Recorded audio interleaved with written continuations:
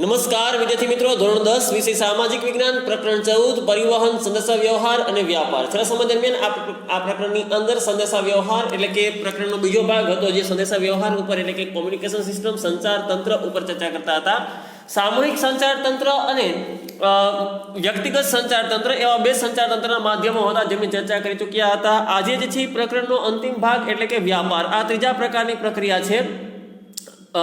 સેવા ક્ષેત્રની આ પ્રવૃત્તિ પણ ગણી શકાય. વ્યાપાર એટલે કે ટ્રેડિંગ, જે ખાસ કરીને એક દેશનો બીજા દેશ સાથે પણ હોય, એક પ્રાંતનો બીજા પ્રાંત સાથેનો પણ હોય, ગામનો પણ હોય, અથવા તો જે છે એ અંદરો અંદર વ્યક્તિ પર્સનલ જેને કહી શકાય એવા વ્યાપાર, જેને લેવડ દેવડ થાય, વસ્તુઓની આપલે થાય એવી પ્રક્રિયા એટલે વ્યાપારની પ્રક્રિયા.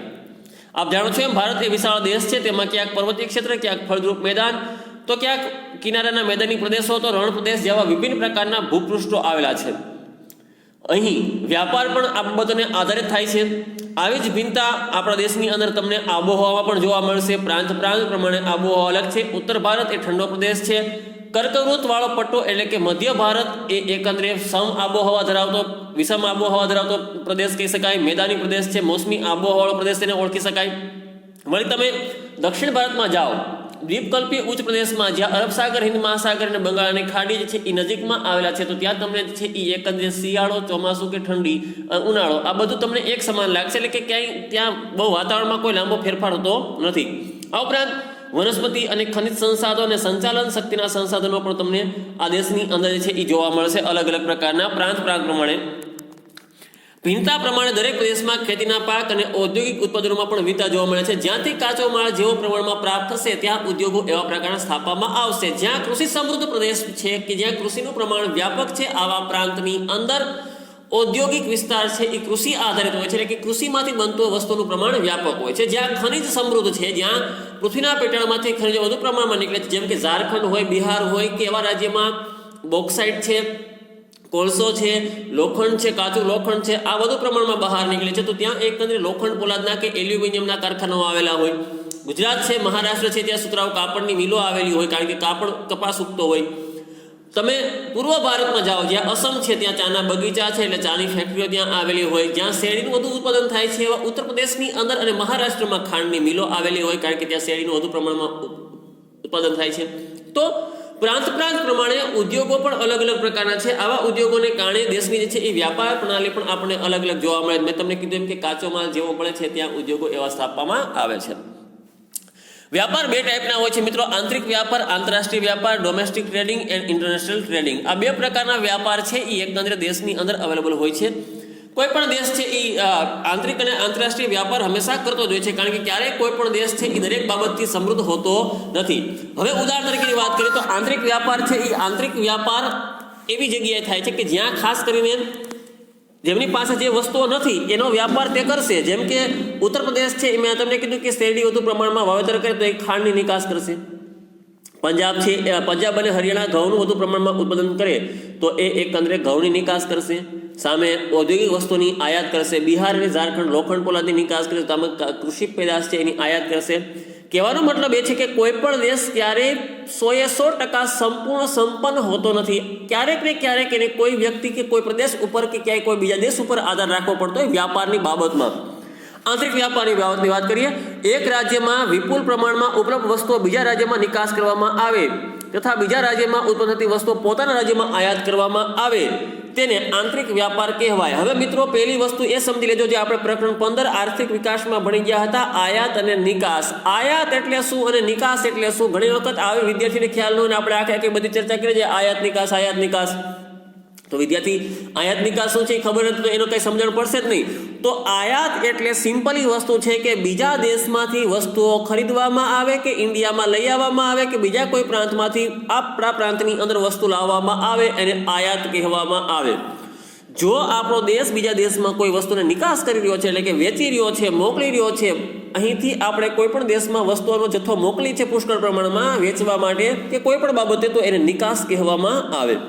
તો હવે એક રાજ્યમાંથી બીજા રાજ્યની અંદર, એક ગામમાંથી બીજા ગામની અંદર જ્યારે વસ્તુઓનો જથ્થો નિકાસ કરવામાં આવે કે આયાત કરવામાં આવે, આવી પ્રક્રિયાને આપણે આંતરિક વ્યાપાર તરીકે ઓળખીએ છીએ.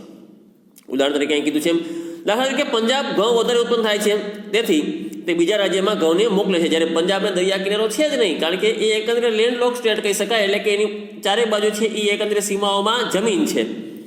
તો ત્યાં મીઠાનું ઉત્પાદન ન થાય, આથી એમણે મીઠું આયાત કરવું પડે, અને મીઠું એકંદરે ગુજરાતમાંથી તે પંજાબ આયાત કરતું હોય. તો ઘઉં નિકાસ કરે છે, મીઠું આયાત કરે છે. તો આવો જે વ્યાપાર થયો એ એકંદરે કેવો વ્યાપાર કહેવાય? આંતરિક વ્યાપાર. આમ દરેક રાજ્ય પોતાના રાજ્યના થતી પેદાશની નિકાસ કરે છે. આના પરિણામે ભારતનો આંતરિક વેપાર પણ વિકસ્યો છે, કારણ કે ઇન્ડિયા એ 32,87,263 ચોરસ કિમીમાં ફેલાયેલો દેશ હોવાને કારણે જેમના 29 થી 30 રાજ્યો છે એ એકંદરે અંદરો અંદર આપસમાં વ્યાપાર કરતા હોવાને કારણે ક્યાંક ને ક્યાંક વ્યાપારની પ્રક્રિયા મજબૂત થઈ છે. આપણો આંતરિક વ્યાપાર પણ વિકસ્યો છે. નંબર 2 ઉપર છે મિત્રો આંતરરાષ્ટ્રીય વ્યાપાર. આંતરરાષ્ટ્રીય એટલે કે એક દેશનો બીજા દેશ સાથેનો વ્યાપાર. હવે તમે બધી બાબતમાં શીખી ગયા કે આંતરિક છે તો દેશમાં છે, અને આંતરરાષ્ટ્રીય છે તો એ એકંદરે એક દેશથી બીજા દેશમાં છે. વિશ્વના જુદા જુદા દેશ પોતાની જરૂરિયાતો મુજબ વેચવાની અને આયાત કરવાની પદ્ધતિને આંતરરાષ્ટ્રીય વ્યાપાર કહી શકાય, જેને આપણે ઇન્ટરનેશનલ ટ્રેડિંગ કહીએ છીએ. એકંદરે કાર્ગો શિપ મારફત થતું હોય, અથવા તો કાર્ગો પ્લેન, જેને કહી શકાય કે માલ સામાન કે માલ વાહનનો જે છે એ કરતા હોય. ગુડ્સ એટલે કે ટ્રેન માલગાડી મારફતે પણ થતો હોય. પાઇપલાઇન મારફતે પણ આયાત નિકાસ થતી હોય, એટલે કે ખનિજ તેલ કે ખનિજ ગેસ છે એની એકંદરે નિકાસ કે આયાત જે છે એ એકંદરે પાઇપલાઇન મારફતે પણ કરવામાં આવતી હોય. રેલવે મારફતે પણ હોય, જહાજ મારફતે પણ હોય, કે હવાઈ જહાજ મારફતે પણ આ પ્રકારનો વ્યાપાર આજે ફૂલ્યો છે. આંતરરાષ્ટ્રીય વેપારમાં સમતુલા જાળવવી ખૂબ જ જરૂરી છે. મિત્રો આ એક બાબત એવી છે કે સમતુલા એટલે શું? તો કે આંતરરાષ્ટ્રીય વેપારમાં સમતુલા ન જાળવવામાં આવે તો લાંબા ટાઈમે તમારા દેશે વિદેશી દેણામાંથી પસાર થવું પડે. એટલે કે સમતોલ ક્યારે કહી શકાય કે તમે 100 રૂપિયાની આયાત કરો છો અને 100 રૂપિયાની નિકાસ કરો, તમારો વ્યાપાર તુલા કેવી છે? એ સમતોલ છે. પણ તમે 200 રૂપિયાની આયાત કરો છો અને 100 રૂપિયાની નિકાસ કરો, તમારા વેપાર તુલામાં ખોટ આવે છે 100 રૂપિયાની, કારણ કે તમે જે છે એ આયાત કરી, એટલે કે તમે 200 રૂપિયા આપ્યા, સામે નિકાસ કરી, તમે પૈસા કમાણા એ 100 રૂપિયા હતા. તમે આયાત કરતા ખર્ચ છે એ કેવો કર્યો છે? આવક કરતા ખર્ચ કેવો કર્યો છે? વધારે. આથી વેપાર સમતુલા તમારી જળવાતી નથી. અહીં કીધું કે વેપાર સમતુલા જાળવવી ખૂબ જ જરૂરી છે, નહીં તો દેશના વ્યાપાર તુલા નકારાત્મક થાય છે. જે દેશ ઉત્પાદિત વસ્તુની નિકાસ વધારે કરે અને આયાત ઓછી કરે, તેના તે દેશની વેપાર તુલા કેવી છે? હકારાત્મક છે એમ કહી શકાય. અમેરિકા હોય, જે આજે વિકસિત દેશો છે, જાપાન છે, આ બધા દેશો એવા છે કે જે પોતાની વ્યાપાર તુલાને હકારાત્મક ધરાવે છે, એટલે કે એ વધુ પડતી નિકાસ કરે છે અને આયાત કેવી કરે છે? ઓછી કરે છે. જ્યારે આયાત ઓછી થતી હોય અને નિકાસ વધુ થતી હોય તો વ્યાપાર તુલા હકારાત્મક છે, પણ આયાત વધુ છે અને નિકાસ ઓછી છે તો વ્યાપાર તુલા કેવી બને છે? નકારાત્મક બને છે.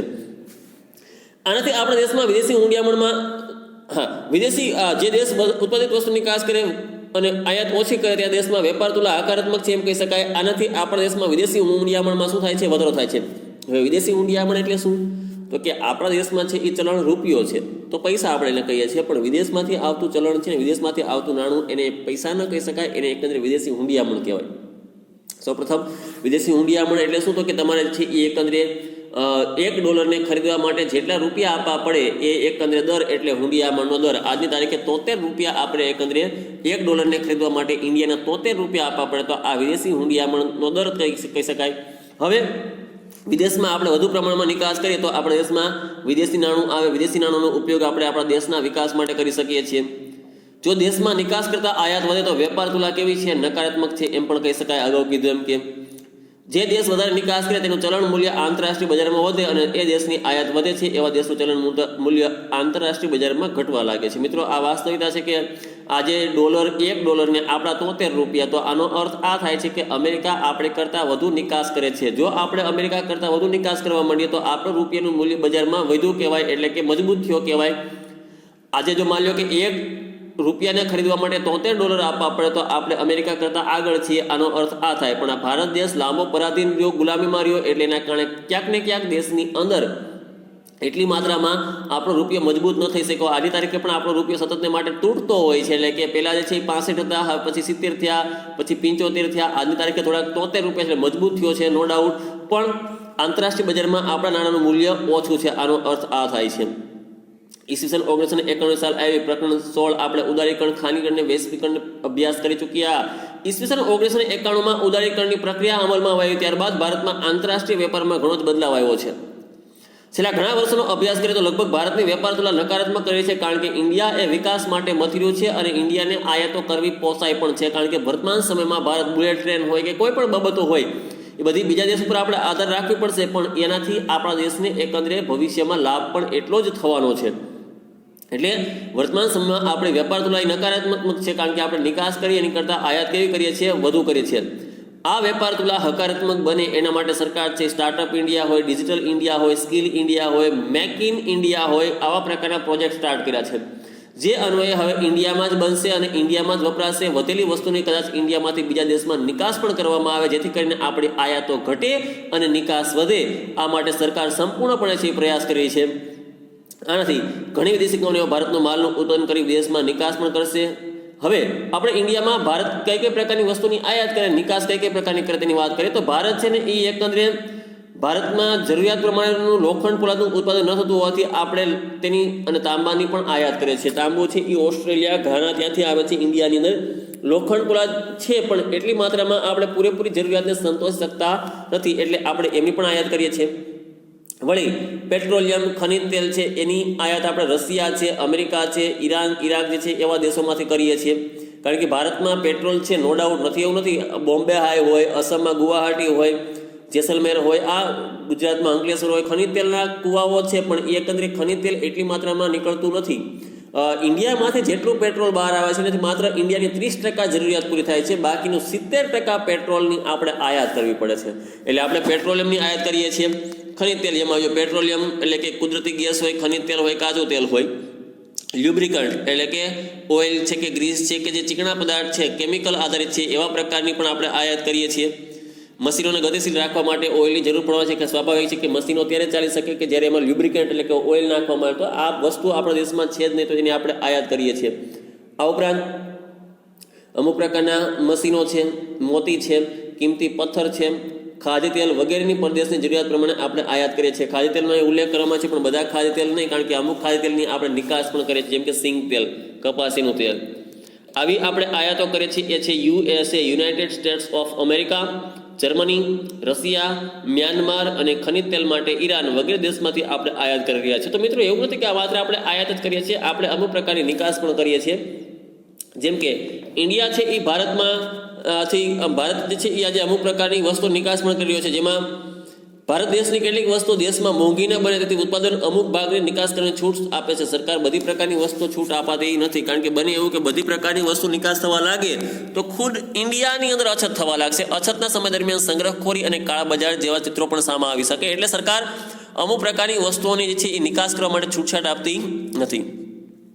કેટલીક વસ્તુઓના કાચા માલ સામાનની આયાત કરી તેમાંથી ઉત્પાદિત વસ્તુની આપણે પુનઃ નિકાસ પણ કરીએ છીએ. જેમ કે વિદેશમાંથી આપણે ઉદાહરણ તરીકેની વાત કરીએ કે ભાઈ માની લો કે કાચું તેલ, ક્રૂડ ઓઇલ વિદેશમાંથી આપણે આયાત કર્યું, ઇન્ડિયામાં આપણે રિફાઇન શુદ્ધ કર્યું અને પછી પાડોશી દેશમાં કોઈ આપણે એને વેચી નાખીએ છીએ પેટ્રોકેમિકલ્સ, તો એ એકંદરે વિદેશમાંથી આવી ઇન્ડિયામાં એને પુનઃ પ્રસંસ્કરણ કરવામાં આવ્યું અને ફરી પાછું એને એકંદરે કોઈ જગ્યાએ નિકાસ કરવામાં આવ્યો. તો ઇન્ડિયા આ પ્રકારની પ્રક્રિયા પણ વર્તમાન સમયમાં હાથ ધરી રહ્યું છે. ભારતમાંથી મુખ્યત્વે કાચું લોખંડ, પિગ આયરન, ખનિજ, એન્જિનિયરિંગનો સામાન, સાયકલ, પંખા, કપડાં સિલાઈ માટેના મશીનો, મોટર, રેલવેના ડબ્બા, કોમ્પ્યુટરના સોફ્ટવેર વગેરે જે છે એ આજે નિકાસ કરી રહ્યું છે. આ સિવાય રસાયણો અને તેના સંબંધિત વસ્તુઓ, જેમાં આપણે શીખી ગયા હતા કાર્બનિક અને અકાર્બનિક, આ પ્રકારના કેમિકલમાંથી બનતી વસ્તુઓ હોય, હીરાના આભૂષણો હોય, ચામડું અને ચામડાનો સામાન હોય, સુતરાઉ કાપડ ઇન્ડિયામાં પુષ્કળ પ્રમાણમાં નિર્માણ પામે છે. એટલે કાપડમાંથી બનતી વસ્તુઓ કે કાચું કાપડ કે સુતરાઉ કાપડ એની પણ આપણે નિકાસ કરીએ છીએ. વળી ભારતની પાસે 7,516 કિમી જેટલો લાંબો દરિયાઈ કિનારો હોવાને કારણે અહીં મત્સ્ય ઉદ્યોગનો પણ પુષ્કળ વિકાસ છે. એટલે આપણે માછલા અને તેની પેદાશો છે, સી ફૂડ્સ એટલે કે દરિયાઈ જે છે એ વસ્તુઓ છે એની નિકાસ કરીએ છીએ. હસ્તકલામાંથી બનતી વસ્તુઓ હોય એની નિકાસ કરીએ છીએ. ઇન્ડિયામાં અસમ અને કર્ણાટકના કુર્ગ પ્રદેશમાં અસમમાંથી ચા અને કર્ણાટકમાંથી કોફી આ બંનેનું પુષ્કળ ઉત્પાદન થતું હોવાને કારણે આપણે આડોશ પાડોશના દેશમાં ચા અને કોફીનો નિકાસ પણ કરીએ છીએ. સણ, કોથળા, સુતલી, સાદડી કે દોરડા આવા પ્રકારની થેલીઓ બનાવવા માટે કે પગલુછણિયા બનાવવા માટે સણ પશ્ચિમ બંગાળ છે એના માટે પહેલા નંબરે છે, બીજા નંબરે આંધ્રપ્રદેશ છે.